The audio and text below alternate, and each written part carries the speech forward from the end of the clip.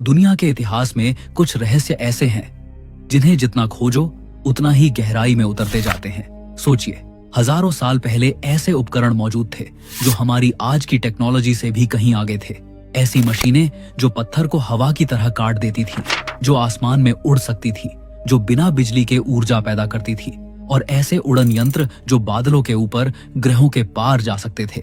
पर सवाल ये है, अगर ये सब सच था तो ये मशीनें कहाँ गईं? किसने इन्हें बनाया और क्यों अचानक पूरी दुनिया से गायब हो गईं? क्या ये सभ्यताएं हमसे ज्यादा उन्नत थीं या फिर ये वो तकनीक थी जो इंसानों के पास कभी होनी ही नहीं चाहिए थी? आज इस वीडियो में हम खोलने जा रहे हैं प्राचीन इतिहास की सबसे चौंकाने वाली फाइल, दुनिया की 5 खोई हुई प्राचीन मशीनें, पार्ट 2। और मैं आपको पहले ही चेतावनी दे दूं, जो चीजें आप यहाँ देखने वाले हैं वो आपकी सोच को पूरी तरह बदल देंगी। तो सांस रोक कर बैठ जाइए, क्योंकि अगले कुछ मिनट आपको हजारों साल 2 पुराने रहस्यों के अंदर ले जाने वाले हैं, उन मशीनों तक जो शायद कभी हमारी दुनिया की नहीं थी। अगर आपको ये रहस्यमयी यात्रा पसंद आई हो तो वीडियो को लाइक जरूर करें। Number 1, ancient olive crushing machine. हजारों साल पहले भूमध्य सागरीय क्षेत्रों जैसे कि ग्रीस, रोम, मिस्र और प्राचीन इजराइल में जैतून सिर्फ एक फल नहीं था, बल्कि जीवन का आधार माना जाता था। इसी जैतून से बनने वाला तेल भोजन, दवाई, पूजा, सौंदर्य और दीपक जलाने तक हर चीज में उपयोग होता था। लेकिन जैतून से तेल निकालना आसान नहीं था। इसी जरूरत ने जन्म दिया एंशिएंट ऑलिव क्रशिंग मशीन को, एक ऐसी मशीन जिसने पूरी सभ्यता की अर्थव्यवस्था बदल दी।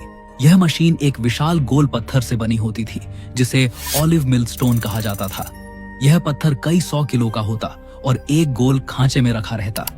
इस पत्थर को घुमाने के लिए या तो इंसान इस्तेमाल होते थे या कभी कभी बैल, घोड़े और गधे भी हार्नेस बांधकर इसे गोल गोल घुमाते थे। जैसे जैसे भारी पत्थर घूमता, वह जैतून के फलों को कुचलकर उन्हें पेस्ट में बदल देता, एक गाढ़ा सुगंधित मिश्रण जिसे बाद में दबाकर तेल निकाला जाता था।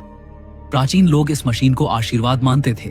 यह मशीन एक ही दिन में जितना काम करती थी उतना काम 20 आदमी भी नहीं कर पाते।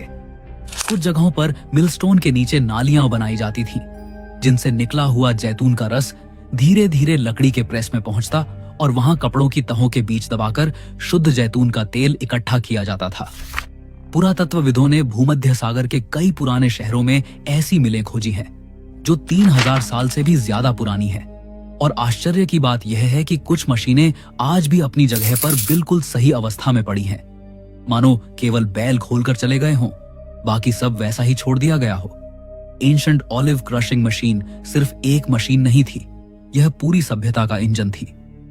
नंबर 2, पर्शियन विंडमिल एक्सटेंडेड, जिसे पनेमोने विंडमिल कहा जाता है, मानव इतिहास की सबसे पुरानी और सबसे बुद्धिमत्तापूर्ण इंजीनियरिंग खोजों में से एक है। माना जाता है कि इसका उपयोग लगभग 1300 साल पहले प्राचीन पर्शिया के सूखे और रेगिस्तानी क्षेत्रों में किया जाता था।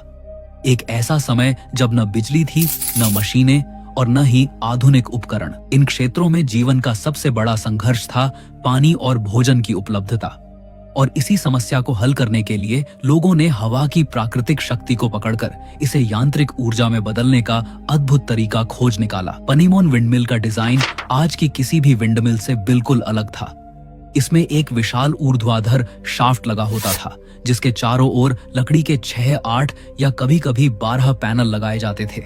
ये पैनल कपड़े, लकड़ी या घास से बने होते थे और हवा की हल्की सी धक्का भी पूरे ढांचे को घुमा देती थी। जब तेज रेगिस्तानी हवाएं इन पैनलों से टकराती तो पूरी विंडमिल घूम उठती थी और इस घूमने की ताकत नीचे लगे भारी मिलस्टोन को घुमाकर गेहूं, जौ और अनाज को पीस देती थी। कुछ जगहों पर इन विंडमिलों का इस्तेमाल कहवा कोनाट नाम की भूमिगत जल प्रणाली से पानी निकालने के लिए भी किया जाता था।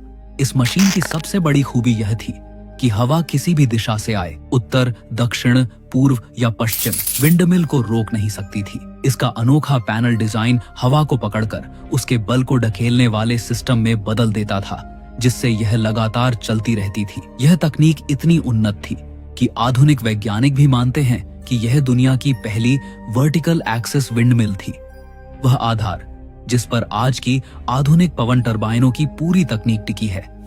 पर्शियन विंडमिल सिर्फ एक मशीन नहीं थी, वह सभ्यता को जीवित रखने वाली सांस थी। रेगिस्तान में जहां पानी और भोजन सबसे कठिन चीज थी, यही हवा की चक्की अनाज पीसती, पानी खींचती और पूरे गांव की जरूरतें पूरी करती थी। इस तकनीक ने साबित कर दिया कि प्राचीन दुनिया केवल धार्मिक या युद्ध कथाओं से नहीं भरी थी, बल्कि वे अद्भुत इंजीनियर भी थे जो प्रकृति को समझते थे और उससे जीवन चलाने की कला जानते थे। आज भी ईरान और अफगानिस्तान के कुछ गांवों में इन प्राचीन पवन चक्कियों के अवशेष मिल जाते हैं, जो चुपचाप खड़े होकर हमें बताते हैं कि हजारों साल पहले भी इंसान हवा की शक्ति को मशीनों में बदलना अच्छी तरह जानता था। Number 3, Roman treadwheel crane. Roman treadwheel crane प्राचीन रोम की सबसे शक्तिशाली और उन्नत निर्माण मशीनों में से एक थी, जिसने रोमन वास्तुकला को नई ऊंचाइयों तक पहुंचाया। यह क्रेन एक विशाल लकड़ी के गोल पहिए पर आधारित थी, जिसे ट्रेडव्हील कहा जाता था। इस पहिए के अंदर 1 से 2 मजदूर चलते थे और उनके चलने से पहिया घूमने लगता था। पहिए की यह घूमन शक्ति रस्सियों, पुलियों और लकड़ी के ढांचे के माध्यम से भारी पत्थरों को ऊपर उठाने में बदल जाती थी। यह पूरी मशीन मानव शक्ति से चलती थी, लेकिन इसकी दक्षता इतनी शानदार थी कि एक क्रेन लगभग 3 से 6 टन का भार आसानी से उठा लेती थी। जब निर्माण में और भी बड़े पत्थरों की जरूरत होती, तब 2 बड़े ट्रेडव्हील एक ही क्रेन पर लगाए जाते थे, जिससे इसकी क्षमता 10 से 12 टन तक पहुंच जाती थी। इस क्रेन ने रोमन इंजीनियरिंग को एक नई क्रांति दी। बड़े मंदिर, एक्वाडक्ट, एम्फीथिएटर, विशाल मेहराब, आर्चीज, रोमन पुल और कोलोजियम जैसी इमारतें इसी मशीन की वजह से तेजी से और मजबूती से बनाई जा सकी।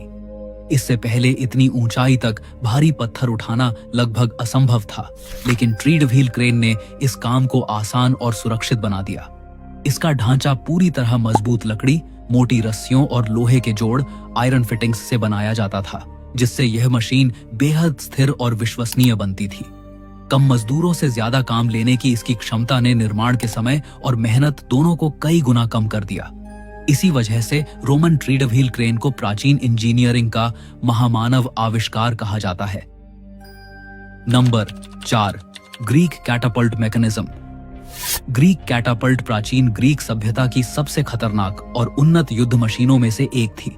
इसका विकास लगभग 4वीं शताब्दी ईसा पूर्व में हुआ था, जब ग्रीक इंजीनियरों ने पहली बार ऐसी मशीनें बनाई जो दुश्मन पर दूर से भारी प्रहार कर सके। ग्रीक कैटापल्ट मुख्य रूप से 2 तरह की ऊर्जा पर आधारित होती थी, टेंशन खींच और टॉर्शन मरोड़। शुरुआती कैटापल्ट बड़े बड़े धनुष जैसे होते थे, जिनमें मोटी रस्सियों को कसकर खींचा जाता था और एक भारी प्रक्षेप्य जैसे पत्थर या भाला आगे की ओर छोड़ा जाता था। बाद में ग्रीक इंजीनियरों ने इसमें टॉर्शन बंडल्स का उपयोग किया, यानी जानवरों की नसों, बालों या रस्सियों को कसकर मरोड़कर एक शक्तिशाली स्प्रिंग जैसा तंत्र बनाया जाता था। इससे कम जगह में बहुत ताकत पैदा होती थी। ग्रीक कैटापल्ट का मुख्य उद्देश्य दुश्मन की दीवारों, किलों या सैनिकों पर बड़ी दूरी से हमला करना था। इसकी मदद से ग्रीक सेनाएं भारी पत्थरों को 300 से 500 मीटर दूर तक फेंक सकती थीं। कुछ कैटापल्ट्स भाले, बोल्ट्स भी चलाते थे, जो दुश्मन की पंक्तियों को चीरकर आगे निकल जाते थे। इन मशीनों की संरचना लकड़ी, रस्सियों, लोहे और मरोड़ी हुई नसों से बनी होती थी। इसे ऑपरेट करने के लिए कई सैनिकों की जरूरत पड़ती थी। कुछ रस्सियों को खींचते, कुछ तंत्र को लॉक करते और बाकी निशाना सेट करते थे। समय के साथ ग्रीक कैटापल्ट ने युद्ध की रणनीति को पूरी तरह बदल दिया, क्योंकि अब मजबूत दीवारें भी सुरक्षित नहीं थीं। बाद में रोमनों ने भी इन्हीं ग्रीक डिजाइनों को और बेहतर बनाकर इस्तेमाल किया। Number 5, Egyptian shadoof. Egyptian shadoof प्राचीन मिस्र में पानी उठाने के लिए बनाया गया एक बेहद पुराना और सरल उपकरण था। इसका उपयोग लगभग 3000 ईसा पूर्व से होता आ रहा था।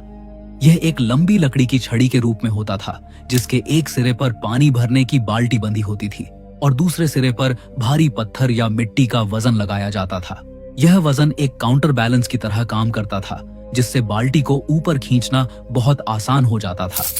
किसान शाडूफ की मदद से नदी या कुएं से पानी निकालकर सीधे खेतों और छोटे सिंचाई चैनलों तक पहुंचाते थे। इसकी वजह से मिस्र में खेती आसान हो गई और नील नदी के किनारे बड़ी आबादी फलने फूलने लगी। यह मशीन इतनी उपयोगी थी कि इसे मिस्र के अलावा मेसोपोटामिया, भारत और अन्य सभ्यताओं ने भी अपनाया।